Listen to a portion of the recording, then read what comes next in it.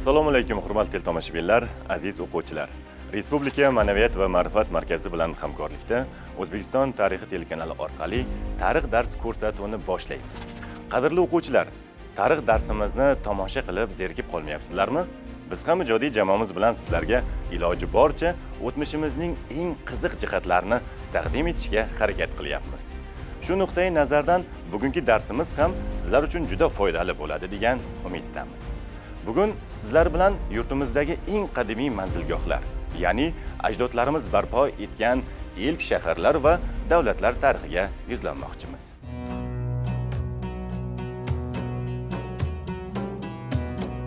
Bunday joylar yurtimizning har bir viloyatida, har bir tumanda borligini hisobga olib, bugun aynan qadimgi Xorazm tarixini birgalikda ko'rib chiqamiz.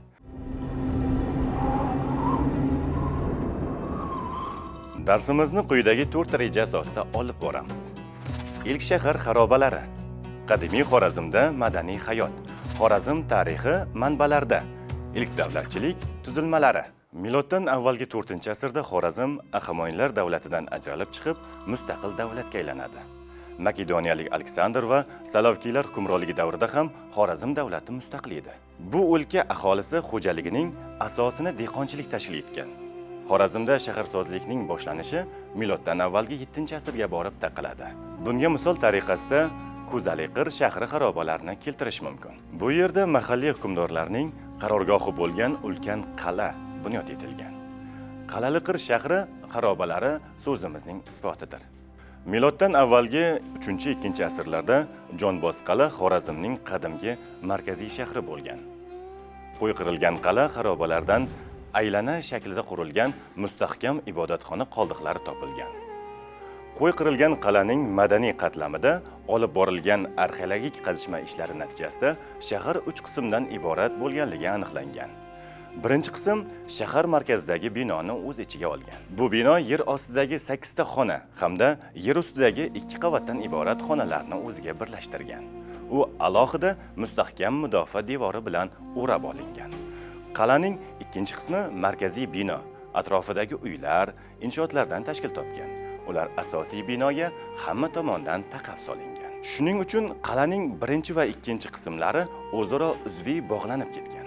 Qal'aning ikkinchi qismi ham alohida mudofaa devoriga ega. Bu mudofaa devorining atrofi barcha qadimiy shaharlar singari chuqur va nihoyatda enli xandaq bilan o'rab olingan. Shaharning 3-qismi ushbu muhtasham qal'a atrofidagi inshootlar, aholi turar joy maskanlaridan iborat.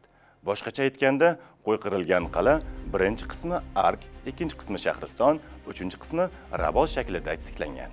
Milodiy 2-3 asrlarda Tuproq qal'a shahrida bundan ham ulug'vor va muhtasham qurilish ishlari amalga oshirilgan edi. Hozirgi Berniy shahri atrofidagi hududda joylashgan shahar qudratli mudofaa devorlari bilan o'ralib, devor burchaklarida burchlar qurilgan. Markazdan o'tgan ko'cha shaharni 2 qismga bo'lgan. Undan esa yon atrofga ko'chalar ketgan. Mahallalar bir-biridan ajralib turgan. Markaziy maydonda muhtasham saroy va ibodatxona joylashgan. Qasrdagi saroy devorlari shohlar, lashkarlar, sozandalar, shuningdek hayvonlar va qushlar tasviri bilan bezatilgan. 20 dan ortiq bo'yalgan loy haykallar zallardan biridagi tokchalarda devor bo'ylab o'rnatilgan. Arkka sharq tomondan ko'tarma yo'lak orqali kirilgan. Tuproq qal'ada 100 ga yaqin turar joy, xo'jalik binolari va 8 ta saroy xonalari qazilgan. Xonalar devori bo'rtma naqshlar va relyefli rangli haykallar bilan bezatilgan. Uning sharqiy qismida qurol aslaha ustaxonasi bo'lgan. U yerda temir nayzalar, 3 parrakli o'qlar topilgan. Saroyning yemirilib ketgan 2-qavatidagi podshoh arxivida esa teri va yog'och taxtachalarga yozilgan 100 dan ortiq hujjat borligi aniqlangan. Ular qadimgi Xorazm tilida bitilgan. Shuningdek, ushbu qal'adan jun, shoyi, ipgazlama parchalari, bo'yra, rangli gilam, ko'plab haykal bo'laklari, sopol buyumlar va kushon tangalar topilgan. Xorazmda ayniqsa hunarmandchilik yuksak darajada rivoj topgan. Kulolchilik, temir, mis asboblar, qurollar, zargarlik buyumlariga talab katta bo'lgan. Xorazm aholisi So'g'diyona, Marg'iyona, Baktriya va dasht ko'chmanchilari bilan yaqindan savdo munosabatlarini o'rnatgan. Bu o'lkadan muhim karvon yo'llari o'tgan. Miloddan avvalgi 1-asrda va milodiy dastlabki asrlarda Xorazmda kumush va mis tangalar zarb qilingan. Markaziy Osiyodagi eng qadimgi yozuv Xorazm hududidan topilgan.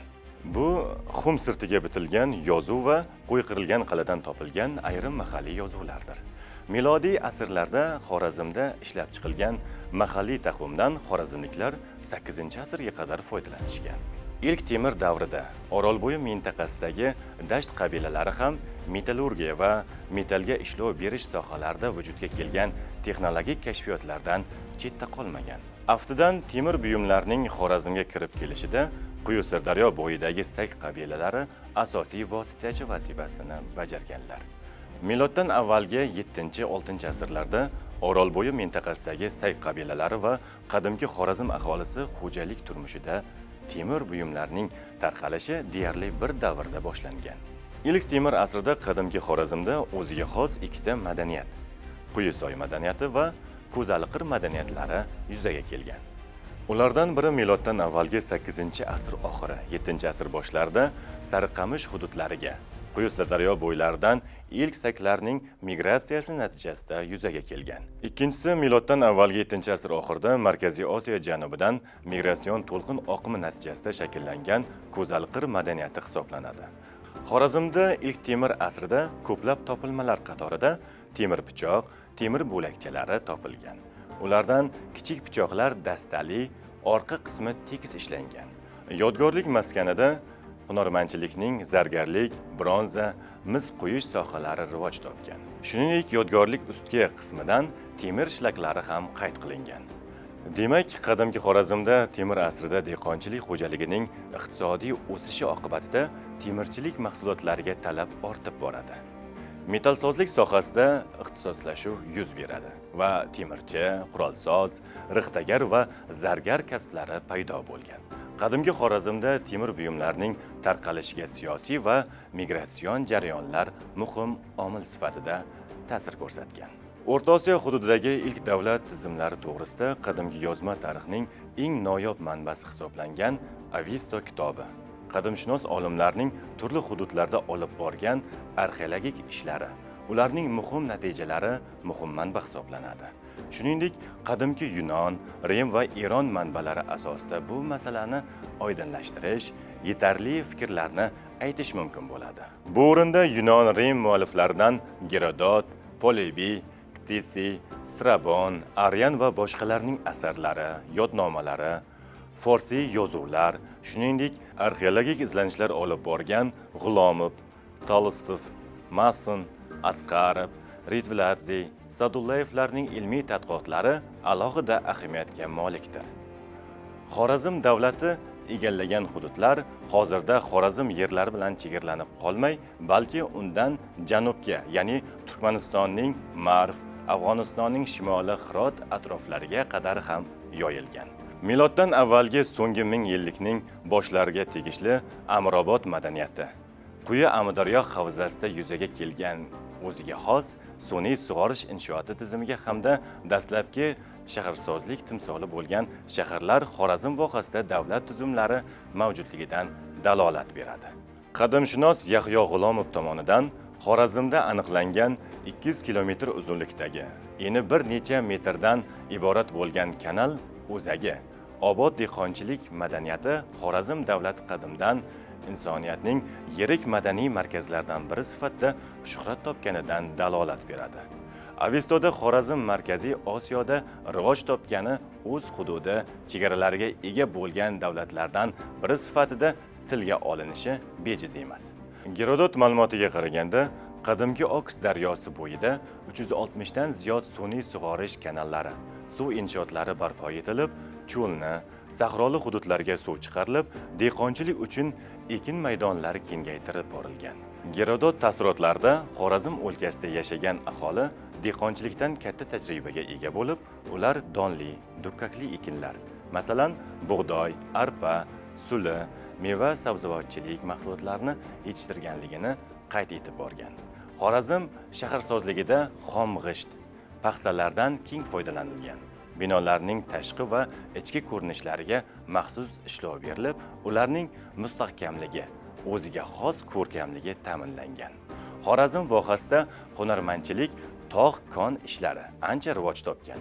Bu yerda qazib olingan qimmatbaho zumrad toshlarga ishlov berilib, yuksak sifat ko'rsatkichiga yetganidan keyingina tayyor mahsulot sifatida foydalanishga chiqarilgan.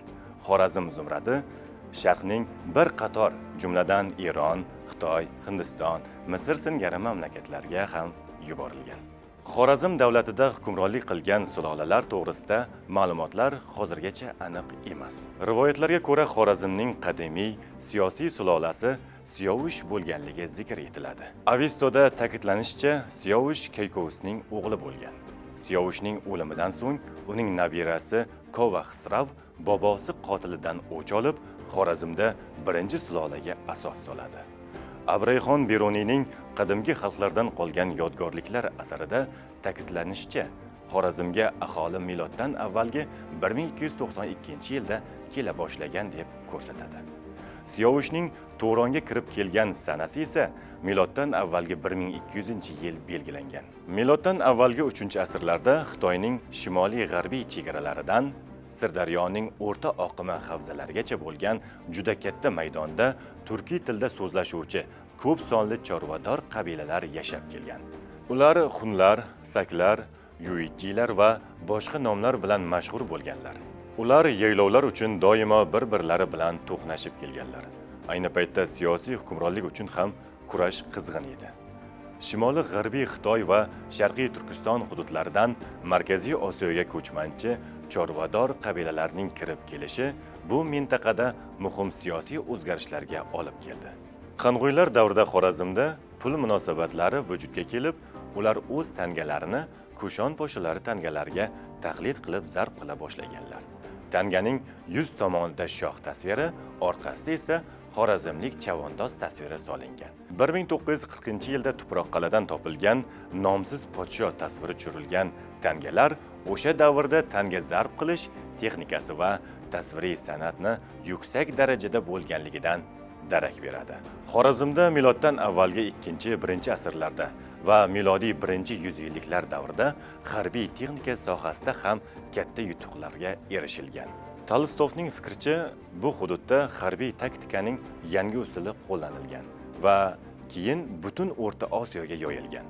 Bu yangi texnikaning mohiyati shundan iboratki, jang vaqtida og'ir sovut kiygan, o'q-yoy, uzun nayza, qilich va pichoq bilan qurollangan va zirhlangan otga mingan chavandozlar zich saf tortib hujum qilishgan.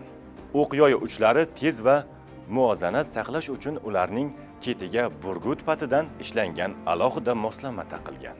Xulosa qilib aytganda, qadimgi Xorazm insoniyat tamaddunining ilk manzilgohlaridan biri sifatida ajdodlarimiz davlatchilik tuzgan tarixiy manzil sanaladi.